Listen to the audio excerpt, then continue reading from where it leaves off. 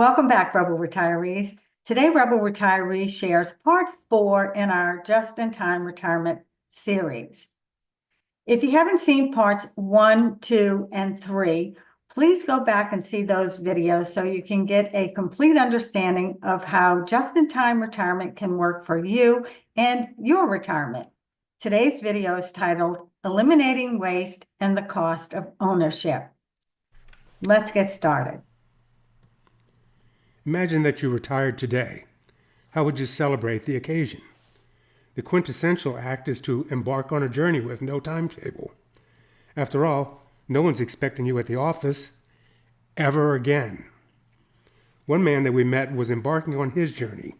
As we pedaled past his campsite, we observed the notice across his car's rear window that announced that today was the first day of his retirement. His travels had already begun as he burned up his vacation time. That being completed, this day was his first officially as a retiree. His only schedule was an appointment to meet up with a companion and continue their travels.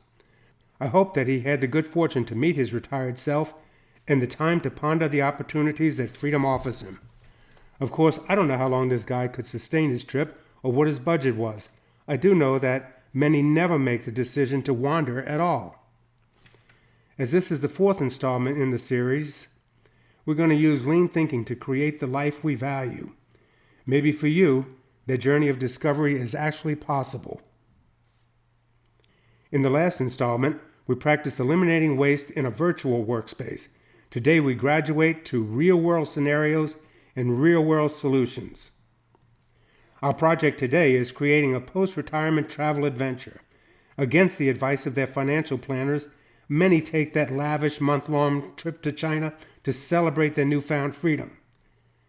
Everybody knows that it's imprudent to withdraw money early in retirement from their woefully inadequate portfolio. But what are you, a man or a mouse? As lean thinkers and perhaps rebel retirees, we should be able to find a way to pay for our adventure without sacrificing our future. Remember that we live in a sea of waste, and by eliminating some, we can pay for all sorts of things. If you don't remember, maybe you missed the earlier installments. The cost of ownership. In this workspace, we'll focus on the cost of ownership. An example of this from my pre-lean days continues to remind me to look for waste. There was a year that I continued to rent commercial space that it turns out I didn't need. I needed the space to house a machine that was no longer used.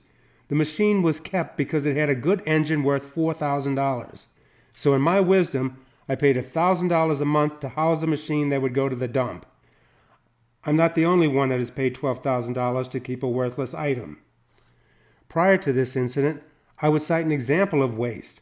The case of my dad continuing to pay for commercial insurance on a fleet of trucks that did not, nor would ever run again. We could have bought new trucks for the cost of years of insurance. I guess the apple didn't fall far from the tree. We all fall into the trap of collecting things and neglect the mounting cost of ownership. A good example is a boat. The boat holds many wonderful memories, but you no longer use it and the kids have moved on and rarely show interest in using it. You continue to insure, maintain, and store this family treasure. This is waste. Get rid of it. Spend the expense money on something you enjoy, just as you did when you bought the boat. If the kids need boats, let them do as you did. The same applies to RVs, fishing camps, vacation homes, club memberships, or hunting leases. The list may be long. These things are still available, but you would save money by renting or chartering.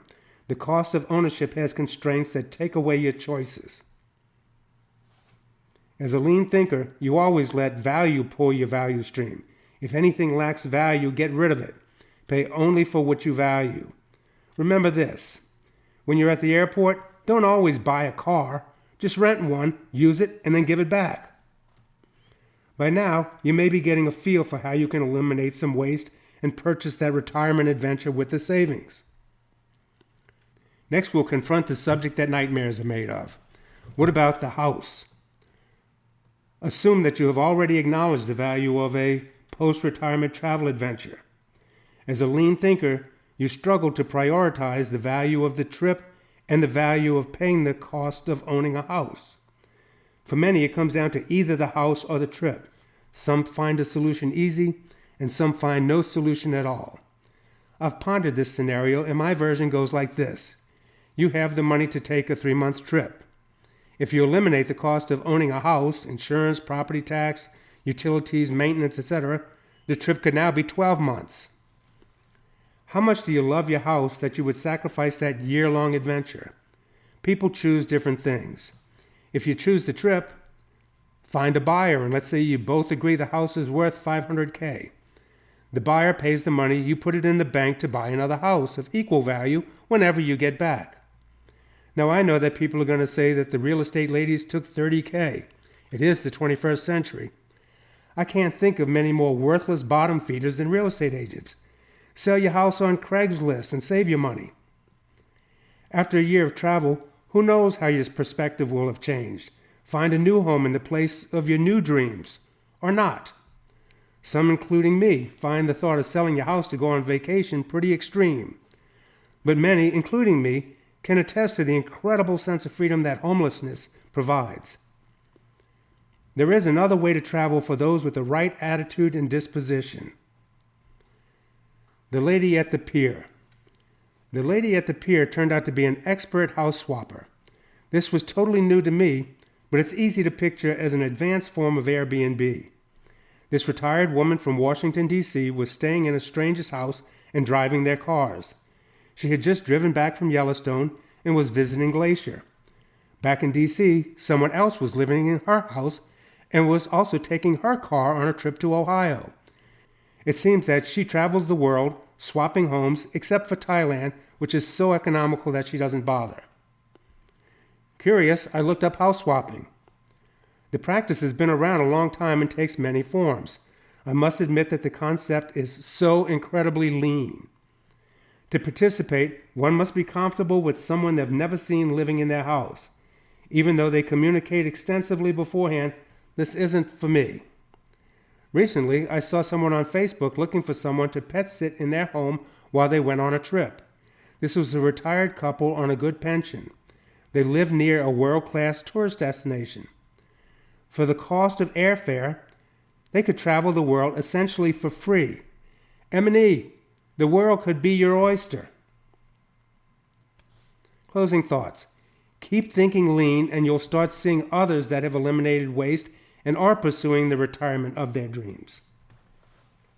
We hope you found this helpful. Remember, this is part 4, so go back and see videos 1, 2, and 3 to get a full understanding of just-in-time retirement. Please leave your questions and comments below. Give us a thumbs up, subscribe to the channel, hit the notification bell so you never miss a video.